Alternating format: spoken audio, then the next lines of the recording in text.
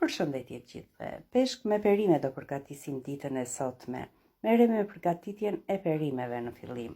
Kemi 4-5 patate mesatare, të gjitha perime do t'i presim dhe do t'i vendosim në tavë. Shtuam 2 speca, 500 gram me qep të vogla, 1 dorë domate pomodorini, krip, piper të zi, mix erzash dhe vaj ulliri.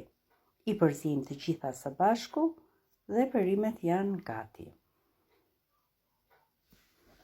Merremi me përgatitjen e peshkut. I bëjmë disa prerje horizontale. Peshku është tepër i freskët, ndaj nuk ka nevojë për shumë erza.